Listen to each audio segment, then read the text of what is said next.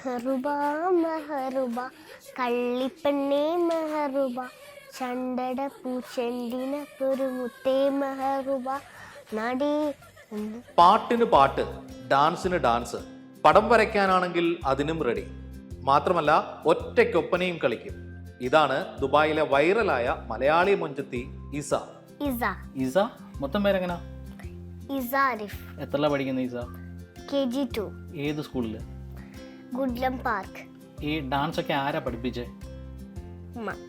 ഉമ്മയാണോ പഠിപ്പിച്ചേ? ഒറ്റയ്ക്ക് ഡാൻസ് കളിക്കാൻ തോന്നിയത് അതെങ്ങനെയാ? കണ്ണാടിയുടെ മുന്നിലൊക്കെ നിന്നിട്ട് എങ്ങനെയാ അത് ഒറ്റയ്ക്ക് ഗ്രൂപ്പ് ഡാൻസ് കളിക്കുന്നത്? അതിന്റെ ടെക്നിക്ക് എന്താ? ഞങ്ങൾ ഒരു ദിവസം കെട്ടൂറ പറഞ്ഞ ഒരു സ്ഥലത്ത് പോയി. അപ്പൊ അവിടെ മിറർ ഉണ്ട്. ഞാൻ വെറുതെ കളിച്ചപ്പോ ഉമ്മ വീഡിയോ എടുത്തപ്പോ പാട്ടിട്ട് ഞാന് കളിച്ചപ്പോ. നേരത്തെ പ്രാക്ടീസ് ചെയ്തിട്ടുണ്ടോ ആ പാട്ട്?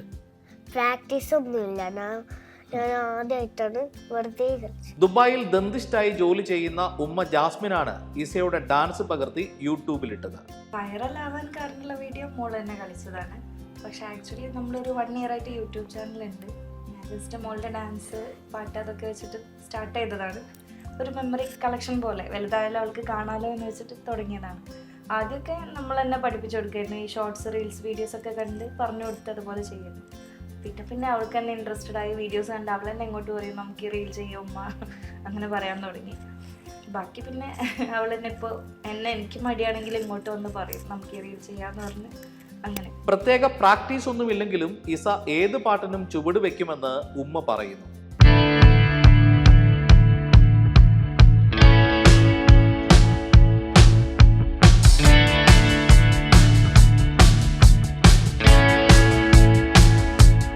വൈറലായതോടെ നിരവധി മാധ്യമങ്ങളിൽ ഇസയുടെ പ്രകടനം വാർത്തയായി. ഇതിനിടെ ചില പരസ്യങ്ങളിൽ അഭിനയിക്കാൻ അവസരവും കിട്ടി. യൂട്യൂബാണ് പ്രചോദനം.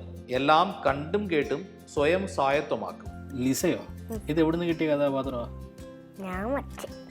ഇവിടെ യൂട്യൂബ് നോക്കി വരച്ചാണോ അതോ ഗൂഗിള്? യൂട്യൂബ് നോക്കി വരച്ചല്ലേ? ഇത് ബാക്ക് സൈഡിലുണ്ടല്ലോ പടം. ഇതെന്തൊക്കെയാ?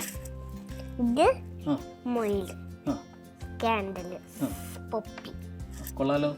സ്കൂളിലൊക്കെ പടം വരെ മത്സരത്തിനൊക്കെ പങ്കെടുക്കുമോ? സമ്മാനമൊക്കെ കിട്ടിയിട്ടുണ്ടോ?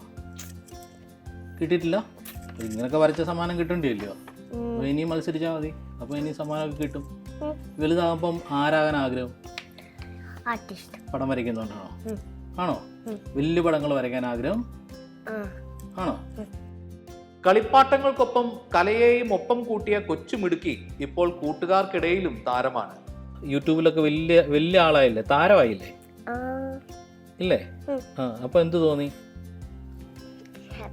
ഹാപ്പിയാ?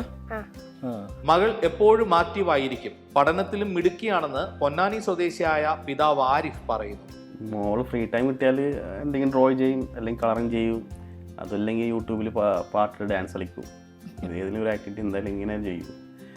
ഉറങ്ങുമ്പോൾ മാത്രം ഒരാൾ റെസ്റ്റ് എടുക്കുള്ളൂ, അല്ലാത്ത ഫുൾ ടൈം ആക്റ്റീവാണ്.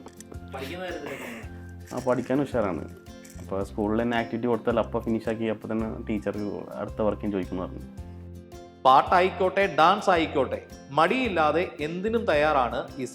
ഒരു മധുര കിനാവിന്നഹരിയിലെന്നോ പുടമുല്ലപ്പൂ വിരിഞ്ഞു, അതിലായിരം ആശകളായിര പൊന്മകളെ ഏയോ തേൻ മണ്ടുനാൻ അലറേയോ